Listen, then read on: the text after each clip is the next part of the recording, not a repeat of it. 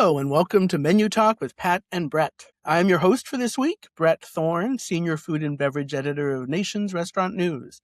Pat Kobe, Senior Menu Editor of Restaurant Business, will be hosting next time. My guest today is Max Reis, Beverage Director of Miraté and Daisy Margarita Bar, both in Los Angeles, and they both focus on Mexican spirits. That's not just tequila and mezcal, nor is it even the upstart sort of Mexican spirits like sotol, raicilla, and bacanora, though Max Reis likes to find local gins from Mexico, and eau and rum. In fact, he's about to open a third bar called Gilbert Perez that will focus on rum. Sourcing's a big deal for Reis. He focuses on the good stuff and enjoys drilling down into how the different spirits he features are produced. Then he can get quite technical when making cocktails and also when explaining them to his customers. And he uses a fair amount of technology in making drinks. In our conversation, he mentioned a centrifuge, among other things. Not super normal for cocktails, although the result of all of Reis's efforts has been a successful business and a number of accolades as well. For example, 50 Best recently named Miraté the best bar in the Western United States. He also happens to be a very likable guy, and I think you'll enjoy my conversation with him. We'll find out soon enough, because here is Max Reis. How you doing, Max Reis? I'm good. Yeah, busy, so as a result, a little tired, but doing great. Well, isn't that the food service industry in general? As Certain a bars. repeated trend, yes. And you have two bars, right? That you're the head. What are you? Head mixologist, dude? Beverage director? Yeah, beverage director. Yeah. Do you like that better than head mixologist, dude? Yeah, I mean, I like the dude part. I think the mixologist part for me, it feels like I'm dressing up bartending as a more respectable profession, and so I'm cool bartender, man. I'm cool with that. But I also like bartender, and really they're different things. In many, like a mixologist develops cocktails, I think, and a bartender runs a room. You know what I mean? Does that track? Does that seem accurate to you?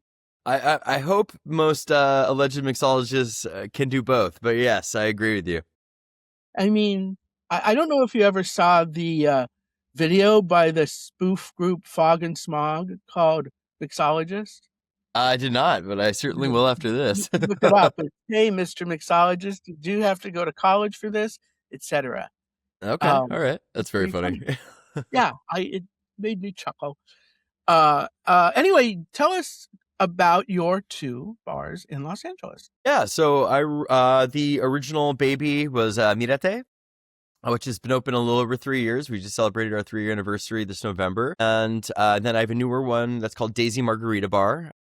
I introduced them both a little bit together because they do kind of share a similar ethos, which is we serve exclusively Mexican spirits.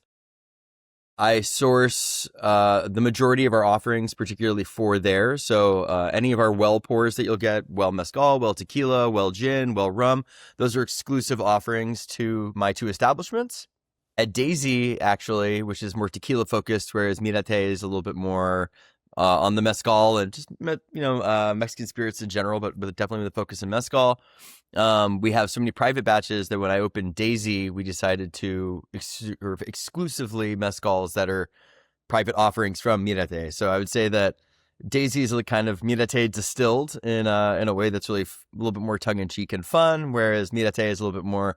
You walk in, there's a big tree inside. It can be the date night of the century or a wild night, whereas Daisy, when you walk in, it really tells you who it is in terms of ambiance, and it's a little bit more of, I don't know, reads more kind of neighborhood bar-y, I guess. Yeah, which is fun. Nice. Doesn't margarita mean Daisy? It does. So it's basically Margarita Bar. Yeah. Yeah, or Daisy Bar, either one. Yeah. And Miraté, you taught me before I hit record, means look at you. Yeah. So it was a little bit of the original bar, or I guess it wasn't a bar. It was a restaurant in the group that's no longer with us. It was called Miraté, Look at Me. And it was supposed to be showing off untraditional cuisine in the Beverly Hills area. Miraté, Look at You, is a little bit more shining a light on global consumption of Mexican spirits and how we approach them. And Daisy Margarita Bar is taking the same concept, but we're dressing it up a little bit to make it a little bit more approachable, and same message, which is fun. Dressing it up or dressing it down? I guess like kind of the whole thing there is like I can make the weirdest cocktail known to man, and as long as I put the word margarita on the end, people will drink it. So a little bit of both, I suppose. Well, what is the weirdest drink or a weird drink? I'm not big onto bests or most, but what's a weird drink that you made that you called a margarita? I have a couple that definitely throw people off. One of them is the Baja Slaw Margarita. So that I was trying to make themed after kind of the Americanized Baja coleslaw, which is usually like purple cabbage, crema, like mango or pineapple, etc. So I actually did that. So we infuse house mezcal that we sourced just for us, for their homies in Malbien. Infuse that with purple cabbage in a culinary centrifuge, which is how we get it to be beautiful purple and taste like cabbage without that kind of oxidative smell that you'll typically get from a juice integration. We shake it with a little bit of whey, which is the remainder after making curds, so curds and whey, to get a little froth in there for the crema. I make a house-made liqueur out of Oaxacan mango and pineapple brandy. And we add a little bit of fish sauce in there instead of saline just to round it all together. And people love it. And I'm really happy about it. And it's weird. Is there a limit to what you can call a margarita? I would say so. You know, that's kind of something we've been kind of breaching as we open Daisy Margarita Bar. For example, we actually don't use any salt rims. We pre-salt everything, so saline and everything, which we've discovered people are still okay with calling it a margarita. Usually there has to be like a citrus or acid component, and then I would say an agave distillate. But no, it's gotten a little loose. I'd say because of the two kind of schools of thought, which are classic margarita, which would be liqueurs and citrus, or the Tommy's margarita, which is typically agave nectar with lime and then spirit. I'd say those are very different drinks, although the similarities are citrus and agave distillates. So I don't think I can make a gin margarita, for example, but as long as I have the acid component, the sweet, and the tequila or mezcal or agave distillate, I suppose, I think people are okay with that being called a margarita. Yeah, I'm sure there's a separate term for gin and something acid. Oh, that'd be gimlet. Yeah, yes, I was thinking gimlet. Yeah. But you are the mixology guy. How did you get into this line of work, Max? I've been in it for a long time. I've been working in restaurant. I grew up in Napa. My dad and I actually, we didn't grow up wealthy by any means, but we used to forage mushrooms, and we would sell them seasonally to some of the higher end restaurants, and we would be rewarded with some, I guess, family meal in the back of the restaurant during daytime hours. So that was kind of my first foray into being able to dine out. I got a job at a bakery when I was 13. And I have been on a journey kind of weaving in and out of the restaurant industry and being a musician, which has led me here. Got into it via bartending. I started bartending the day I turned 21. I was working in restaurants, building up to that. They don't just put you in there. But I got into it kind of via cocktails, and then found my what I would call my true love, which is spirits. And then the cocktail portion kind of found its way back to that, which is kind of the two avenues of success in my career, which are spirits and cocktails interweaving with each other. I used to travel almost full time for spirits, and this last year I traveled so many times for cocktails I lost count. So yeah, it's been really nice though. I love it. I get to support people and I get to exude hospitality. And for me, it's like true hospitality because it starts with the people we're sourcing from and it ends with the guest. So it's hospitality in both directions instead of one. And hopefully that's why I'm successful at it. Job. How did you get wrapped up specifically in Mexican spirits? It's not all agave spirits. Like sotol comes from the desert spoon and other things. Correct. So, like, Correct. Different things. But anyway, tell the story, please. Yeah. I mean, well, for me, I was into spirits. Like I'd say most young people. I had a traumatic and very cheap relationship with a lot of Mexican spirits, aka the tequila world. Mezcal was not yet available in the United States. You might be able to find it in like scorpion mezcal might have been here. I don't believe so actually though. But basically, I was in a metal band, which actually does play into this, which means that I like things that I consider to be very good and technically proficient and all these things, where other people might be like, oh, that's noisy, that's this. And I love to change people's minds. I was studying it in school. For me, it was like jazz, like fast jazz, fast, aggressive jazz. But I was in a touring metal band in between working in restaurants, and there's something called a radius clause. And what that means is that if you're in a band, they go, hey, you can only play within, let's say, 30 days within 50 miles as to not basically over dilute the draw to the show that we're paying you for. So a loophole that we used to use in that, because believe it or not, metal bands are not at the beginning stages always the most lucrative. We would play Nor kind of big do a on double dip. following rules. I'm sorry? No, nor big on following rules because you're metal. Yeah, that's also very true. Yeah. But yeah, we ended up basically going over and we'd play in, like, let's say Texas and then Mexico, right? So you're kind of double dipping, and it's out of the country, so technically you're all gravy. And when you're 19 years old on tour, you still like drinking despite the legal, being a little inhibited here in the States, not in Mexico.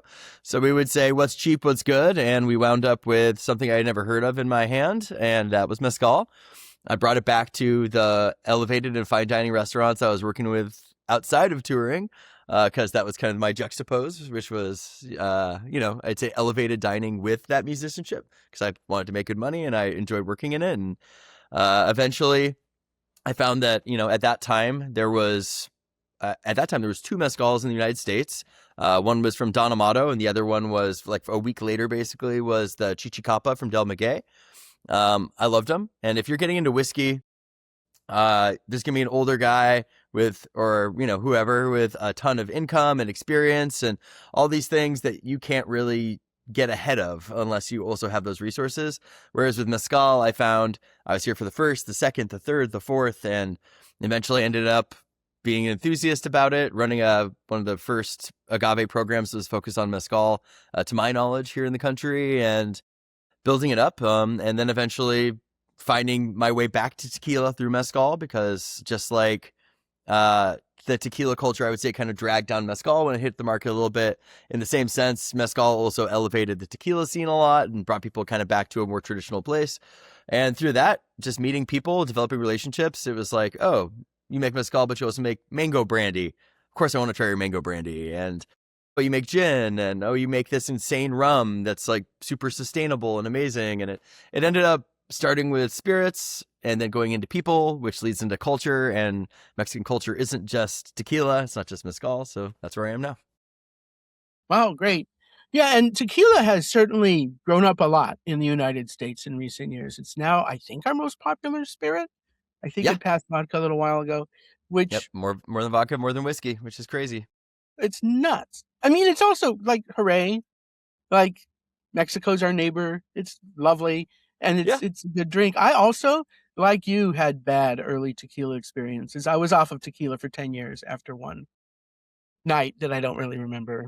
That's a very common experience. Yes. Yeah. I'm not embarrassed at all. Nor should you be. No, in fact, it happened at the time I think was the only Mexican restaurant in Paris. So, oh wow, I was in culinary school. Oh, interesting. Not Candelaria, right? Because that opened years later. It must have. Cafe Pacifico, I think it was called. Oh, fun. That's cool. But it was on Boulevard Montparnasse, off of which I was lifted later on that evening. That's what that night was. Fair enough. But I still had my little backpack with my recipes in it. So I lost my glasses, but I still had my well, I'm glad you found some new ones. Yes, thank you. So what are you excited about these days in Mexican spirits? I'm super excited. I mean, there's a lot of avenues of creativity. There's some that I think have been around for a long time, which would be, I'd say, kind of more the European influenced aspects. For example, there would be there's a little something called the French colonization or attempted colonization of Mexico, Cinco de Mayo, etc. When the French were there for a little while and then left, some people decided to stay. And I have some bottles of eau de vie from the late 1800s that I found from Mexico. And a lot of those eau de vie producers weaned down their line a lot and are now making Amari or Amaro, which I think are very cool. I don't think it's really blown up, but those exist and I think are fun. Eau de vie, so fruit distillates. There's so many amazing fruits. So you can make French or Austrian style fruit brandies, which I think are amazing. But I mean, honestly, I obviously have to talk about mezcal. I have to talk about raicilla. I have to talk about tequila, sotol. All of those are amazing, but I also feel like those are things that people are expecting me to talk about. And the things that I'm really excited about because I think they are like burgeoning and need our support. I don't know, like some of my friends are based out of Guadalajara, and they have a small boutique distillery called Saturnal, and they're making some of the most innovative spirits I've had in a long time because they're not simply making those bases. They're doing like a mango gin. They're doing lacto-fermented gins.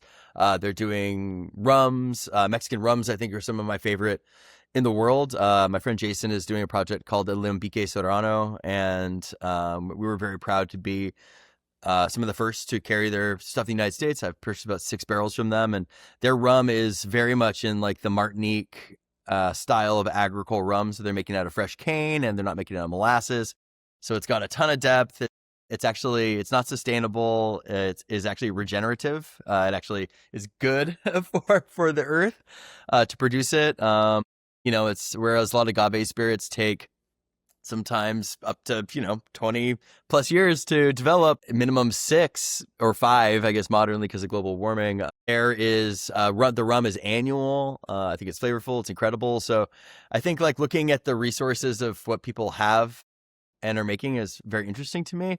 The cultivation of agave distillate, it's like we were saying, it's really cool supporting Mexico, our neighbors. But if you look at tequila, for example, that's a luxury export that the people that are growing it typically can't afford to drink frequently themselves. And the majority of it's coming here to California, which is why it's cool that we have so much buying power and kind of steer the industry. But, what I always kind of bring up is like, you see Kendall Jenner or something walking through a field in an ad of agave, but what you don't realize is that the people that grow up there, that used to be not a field for an exported crop, that was probably a forest or whatever it was in native land. So I think it is really cool to kind of be removed from tequila a little bit. Well, as I love tequila, I run a tequila bar as one of my bars. I do really love the fact that I get to go back and kind of shine a light on what it can become if we don't handle it responsibly, and shine a light on some beautiful things like those incredible rums and things that I'm talking about today. Well, and you make a good point. You can grow sugarcane really, really fast, and the agave plant is slow growing, and a desert plant, and requires, I assume, more attention and love than sugarcane does. So why not? Yes and no. Yeah. Okay. You could set and forget it to some extent. So elaborate on the yes and no about agave. Yeah, of course. Yeah. So I would say like a great example would be La Locura. Lalo, Eduardo Angeles, and Angeles is arguably what I would say is one of the most famous, if not the most famous, mezcal producer out of Oaxaca. And that's the most famous region. So by default, kind of the most famous person within that. He comes from a multi-generational family. He's one of the first people that has not just taken tradition, but has actually gone and studied agriculture. So he's not just going, hey, we've been doing this for a long time and it works, let's do it. He's explaining why, and he's furthering to experiment on that. And for example, when he's planting his Espadín agave, which in the region would mature at around 8 to 10 years, he's planting some in a nice low row, so very domesticated. He's tilling the land. He's watering them. He's planting some in a sporadic way. He's planting some where he's not tilling the earth. He's planting some where he's irrigating it versus starving it. And basically, he's doing a 10-year experiment where he's seeing if these plants respond well to stress or don't. He's basically saying, hey, if you set it and forget it, they might not get as big, but they're going to be more delicious, or hey, they're going to react like this because they want to survive. So agave's fickle and it learns very quickly. There's also so many genetic subspecies, allegedly. It's all being studied for almost the first time because now there's so much money behind it. Yeah, we're just discovering a lot. So whereas, something it does take a long time, doesn't necessarily mean it requires a lot of consistent maintenance, which depends on your theory and how you're treating it. So I think that's kind of the interesting portion of the space is we're learning how to navigate it and discover it so much for the first time. It's the bats we're talking about a lot, like agaves get cross-pollinated by bats because they wake up at night, which means that even if the hummingbirds and the bees and all that we see pollinating the agave, by the time the agave has bloomed at night and it's daytime now being cross-pollinated, it's actually dead pollen. So these things that we've been seeing for a long time allegedly cross-pollinate these things are actually just moving dead pollen around, whereas the bats are the ones that are doing this, and we're discovering these kind of things because we're now devoting the financial resources into figuring it out. So it's cool. I really am enjoying being a part of a subject where I do get to answer you and kind of be like, yeah, I know what I'm talking about, but I also have no idea what I'm talking about because tomorrow I'm going to find out something new. And I think that's awesome. Well, and it sounds like it's a new field, so it's okay if you don't know because nobody knows yet because that one guy is experimenting and figuring it out. Yeah, so, and I think that's like a big part of it too. Like, I'm not from I'm not from a culture that indigenously created agave spirits, and to which I would say like people have been a little skeptical about it. Like, well, why should I listen to you instead of a person from this village making mezcal for multiple generations, which I totally valid. But to that, I would say you visit these people and they don't share knowledge with each other. This is something they make for their family and their village, or yeah, of course, sometimes they sell it, but they're experts on this chunk of land with these colloquial names for these agaves that they don't share. And you sometimes need somebody that's going to show up and learn about this, maybe not as well as people that live there, of course, but then go 10 minutes away as the crow flies and learn about the mezcal and agave there because there's so much difference, So I think that's also something really cool, which is we get to visit these families that are, I make it this way and I make it this way because everyone makes it that way and no one tells you because like they're keeping secrets, but I'll tell you why. And then you're like, I don't think so. I actually watched them do that completely differently. And I think that's awesome and beautiful and just absolutely killer. So yeah, I a mean, lot of room for growth. obviously, we want to respect people's heritage and let them speak with their own voice, of course, but sometimes you need somebody who's a bit of an anthropologist and who can look at things from different perspectives and draw connections that they might not necessarily make. And it can be really, you can provide a different perspective, which is valuable, I think. Absolutely, yeah. Especially because now a lot of these people are learning this perspective, I'd say even just like the things people don't think about for sustainability, going to a producer and watching him make mezcal and taking his spent agave from a still and putting it on the ground. And you from an outsider telling him, hey, just so you know, there's chemical compounds in there that are leaching into your land and making it unfarmable. We should talk about that. You should tell them that, Yeah, that's not sure. you stepping in. No, and they might not know. And you're not being the savior coming from outside. You just happen to have some knowledge about stuff that they would benefit from. Yeah, And exactly. so are your customers into things like this? I would think so. I would think Angelinos like to know about these things.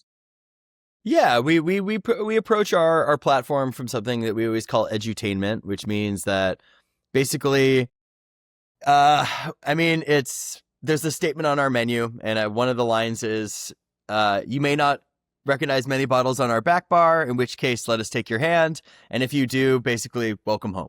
So that's something that we say basically to kind of disarm our guests and let them know, hey, you're on a date. Don't feel alienated by not knowing what's going on back here. Most people don't. Vast majority of people don't. So let us come here to learn something new. I worked at Republique for a long time, which is a very well-known French California restaurant here in Los Angeles. Had one of the larger wine collections out of basically anywhere in California. People would come in and say, hey, I'll have the house red. And I was like, we don't have a house red. That's not, do you mean the cheapest one? Do you mean like, what does that mean? And I realized it's because people don't want to seem stupid, especially on a date. So the idea that people would preemptively disarm themselves as to alleviate themselves from having to navigate that, I I basically was like, well, we have to welcome people in and say, hi, you're here to learn and it's going to be fun. And instead of just being like, oh, you don't know about that, come back next time. So people love it. Great. So talk a little bit more about Miraté and some of the your program there, or some of the drinks that you make, or whatever you want to say about it. Yeah, I mean, what I always say is basically Miraté. What we're trying to do is our goal is to find, just like with the spirits, lots of aspects of Mexican culture that we don't often see permeate the United States, and we basically pave a introductory road using cocktails and hospitality for you to engage with those things, and we amplify them. AKA, we don't change them. We preserve them by displaying them in a way that is authentic, and then also using our skill set to make it more approachable. So the way I always talk about our cocktails is basically we use them to amplify an idea like that. So if I'm driving to work every day and I drive past a stand that has tequila, which is a Mexican fermented masa beverage, and I drive past a stand every day that's selling it and I never stop, and then I walk into an elevated bar that's, has accolades and these things, and I see tequila on the menu in a cocktail, and I order it and I like it, that's what we do. So basically, every one of our cocktails and concepts is based around something we would also like to shine a light on, and we offer it in our, what I would call it, our innovative form, aka the cocktail.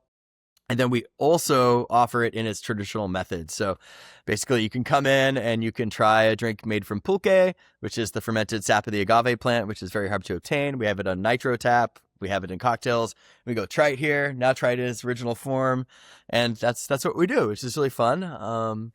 We've gotten really lucky. We got, as of now, we could lose it. It happens every year, but it changes. But right now we got accoladed from 50 Best as the best bar in the Western United States. So we have a lot of fun. So people come in and we go, hey, we have this shiny trophy on our wall saying we know what we're talking about. So we're able to, I'd say, push people a little further. And I mean, some of our most popular cocktails, we also use a lot of technology. So, for example, our Paloma variation is force carbonated, clarified, and canned. All this makes it a better drink. We're just throwing words around. We have pulque in there, which is the ingredient we're trying to highlight. The tequila, which is very carefully sourced. We have Mexican amari in there. We have a homemade culinary aspect because we're not using store-bought soda. We're making our own. And then the garnish on that is a QR code on the can, which is a video game on your phone, which is our logo destroying celebrity agave, basically, and shining a light on that in a tongue-in-cheek way. And I love doing that. And that's like what we're about. It's just like we could talk about the garnish, the cocktail, the sourcing, everything. And that's what we do. We have a well-known cocktail where it's a El Pastor taco, where we actually integrate pork fat and tostadas that would normally go bad, and cilantro avocado oil and actual pastor marinade. So it's we're doing some fun, weird stuff, and people like it, and I like that people like it. It's going great.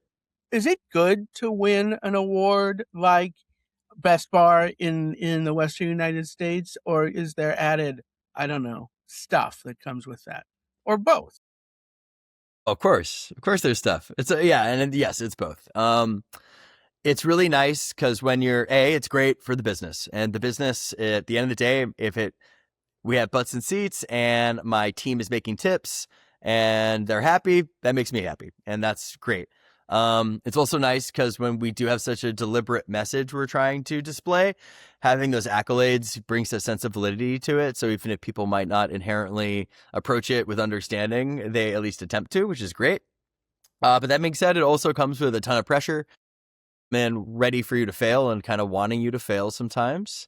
There's also an interesting dynamic in the food and beverage industry right now, which is if you win an award for running your establishment well, you immediately are removed from your establishment and sent on tour all over the place to show people what you do. And it is challenging running a place of a high caliber while also representing it on the road, which requires a lot of team building and can be a little tiring, but it's amazing. And I'd say overall, it's great, especially because we're one of, I think, 3 bars on the North America list that don't actually carry any of the brands that are sponsoring the awards, which I think is really cool, and at least gives me a lot of hope for people that come after me that want to do something similar, to show them that they can work hard and achieve great things, even if they aren't proverbially playing the game, which I think is really cool. And it says something about the awards also, that Yes, I agree. you can win one even though you don't sell any of the sponsors' products. That's good. That's a good thing. I agree. And, yeah. And we're out of time, basically, and I like ending on a good note. So thanks a lot, Max Reis. This was a good conversation, and I enjoyed learning all about you and Mexican spirits and your bars, which are Miraté and Daisy Margarita Bar. Mm-hmm. Miraté, we're opening Daisy Margarita Bar. Oh, you're opening something? Yeah, we have a new one called Gilbert Perez, which is a Mexican rum bar that's opening above Daisy next month. Wonderful. Gil Perez. Yeah. Great. Very excited. Thank you for having me. Oh, thanks for being here. And anybody in Los Angeles, now you know where to go drinking. Please, we'd love to have you.